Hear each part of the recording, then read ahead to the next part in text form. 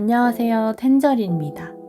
오늘은 그냥 팟캐스트처럼 한번 얘기해보는 영상을 만들어 봤어요.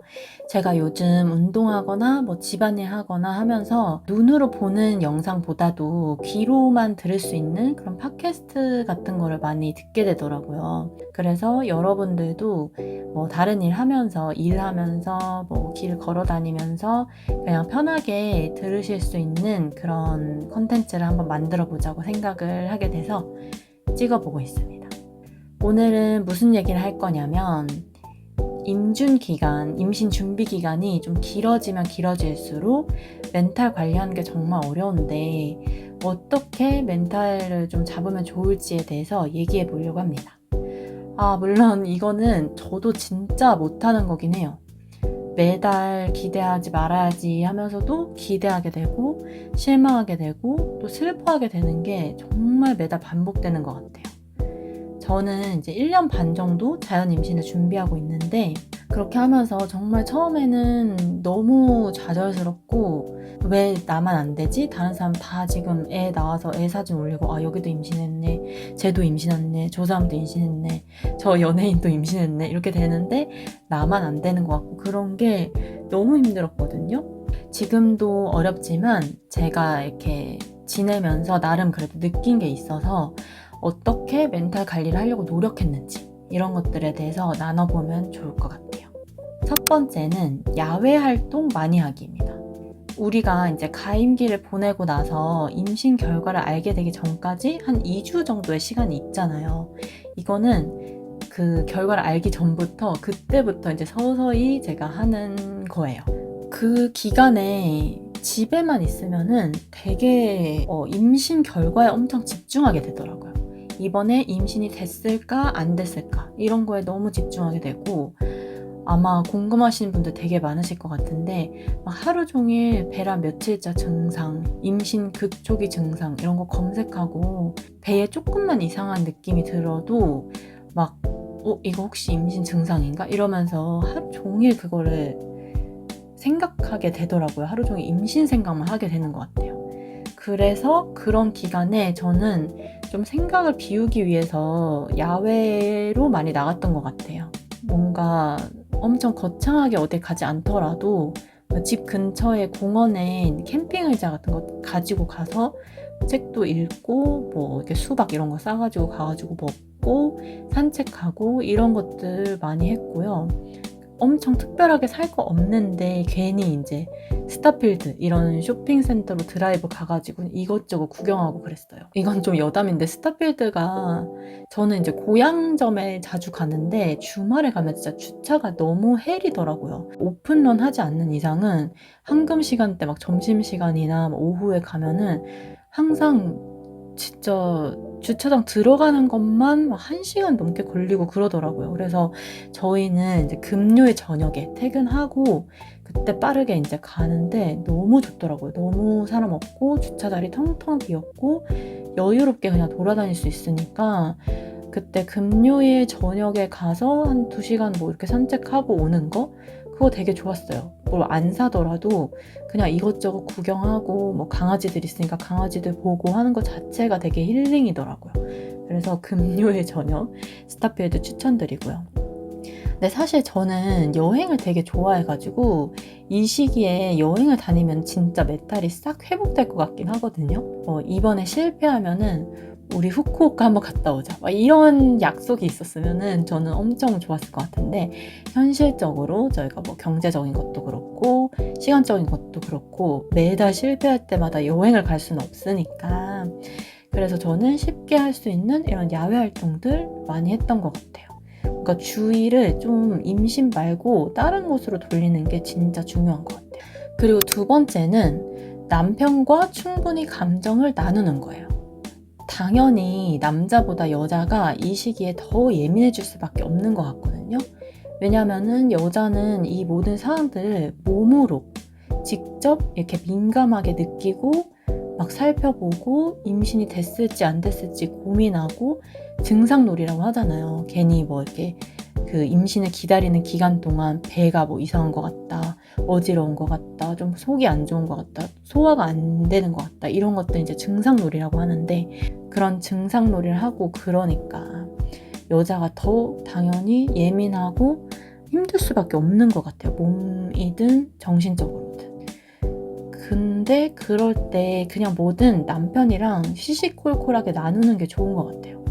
저도 처음 몇 번은 괜히 남편이 실망할까봐 뭔가 특이한 증상이 있다거나 뭐 이번에 왠지 안 된 것 같아서 우울해지거나 그래도 좀 숨기게 됐거든요. 괜히 이제 말하면 저도 실망하는데 남편도 실망하고 같이 우울해질까봐 그런 얘기를 잘 안 하게 됐거든요, 처음에는. 근데 이게 점점 임신 준비 기간이 이렇게 길어지면서 아니, 이 기간 동안 이런 마음고생도 남녀가 같이 해야 되는 거 아닌가? 이런 생각이 들더라고요.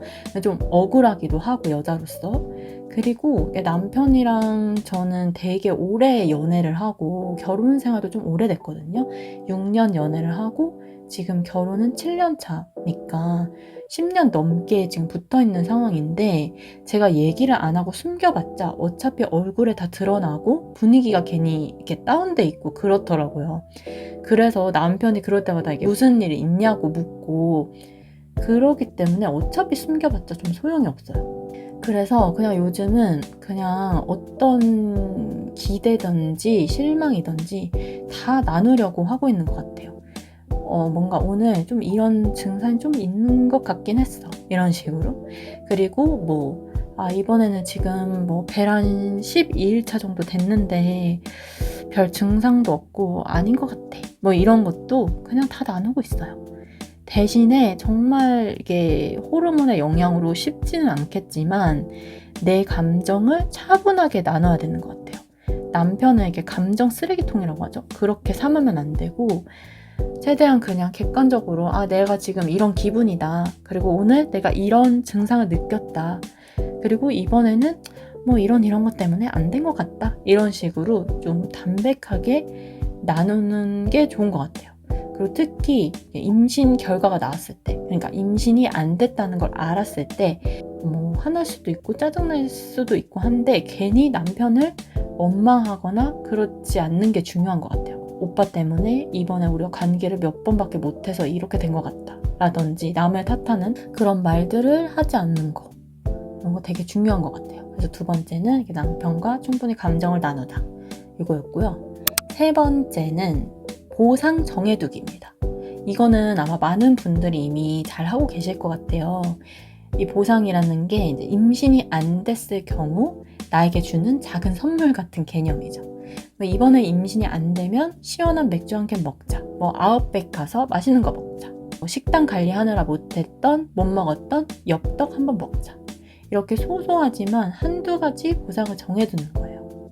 근데 당연히 물론 이렇게 보상을 정해둔다고 해서 슬프지 않은 거는 아니겠지만 그래도 에이 안 됐으니까 그거라도 하자 이렇게 하고 가볍게 넘길 수 있는 조금의 마음의 여유는 생기는 것 같더라고요.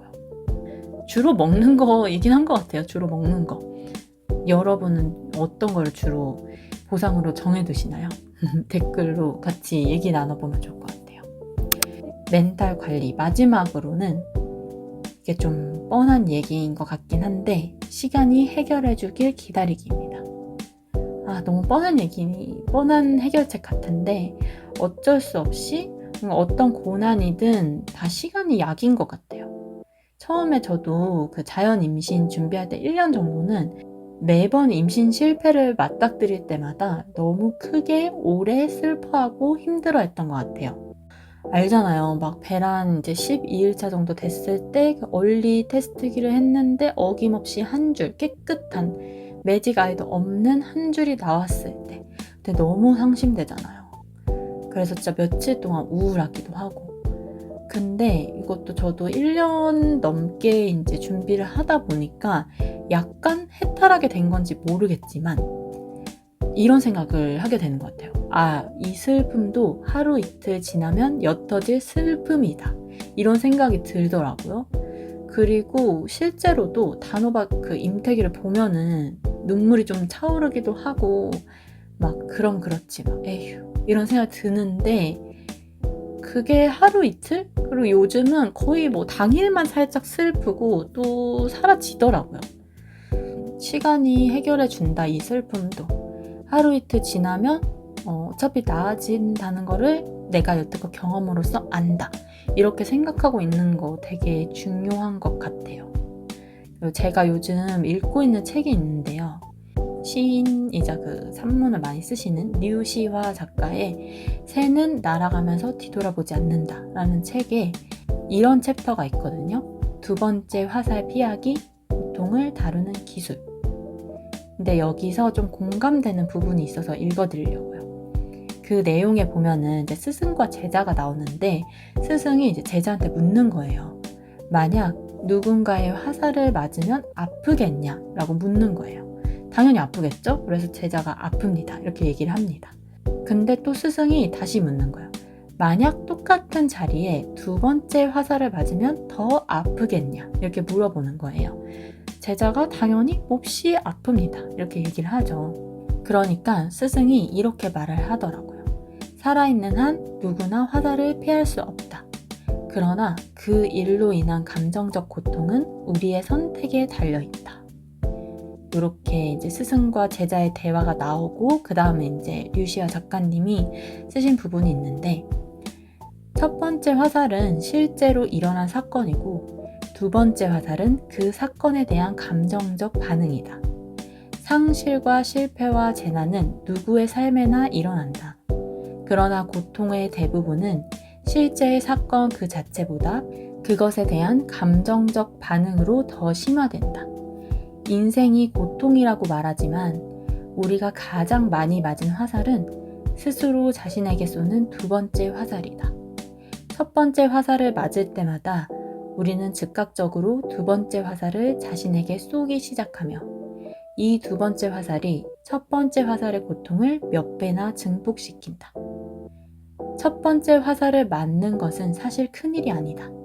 그 화살은 우리의 선택에 달린 것이 아니기 때문이다. 첫 번째 화살 때문에 자신에게 두 번째 화살을 쏘는 것이 더 큰 일이다. 이 두 번째 화살을 피하는 것은 마음의 선택에 달려있다. 외부의 일에 자신의 삶을 희생하지 않겠다는 강한 의지이다. 자신이 원치 않는 일들이 일어날 때마다 이것을 기억해야 한다. 나는 나 자신에게 두 번째 화살을 쏠 것인가. 이런 구절이 있는데 좀 마음에 와닿더라고요. 임신 준비를 하게 되면은 그리고 그 기간이 길어지면은 매달 이렇게 슬픔이 다가오는데 그럴 때 너무 우리가 그 슬픔에 우리 자신을 파묻히게 두지 말고 마음을 잘 추스리면서 가야 될 것 같다는 생각이 들었어요. 이렇게 임신 준비를 할 때 자연 임신이든 인공 수정이든 시험관이든 정말 우리가 한치 앞도 모르는 상황을 어쩌면은 우리도 알지 못하는 그 기간 동안 굉장히 오래 헤쳐나가게 될 수도 있잖아요. 그래서 정말 마음을 강하게 먹고 엄마가 될 준비를 단단하게 해야겠구나. 그런 생각이 들었어요. 오늘의 이야기는 여기까지고요. 이걸 제가 처음 녹음해보고 있는데 괜찮을지 모르겠어요. 일단 한번 만들어 보겠습니다. 그리고 다음번에는 또 다른 주제로 한번 찾아와 볼게요. 오늘도 들어주셔서 감사합니다.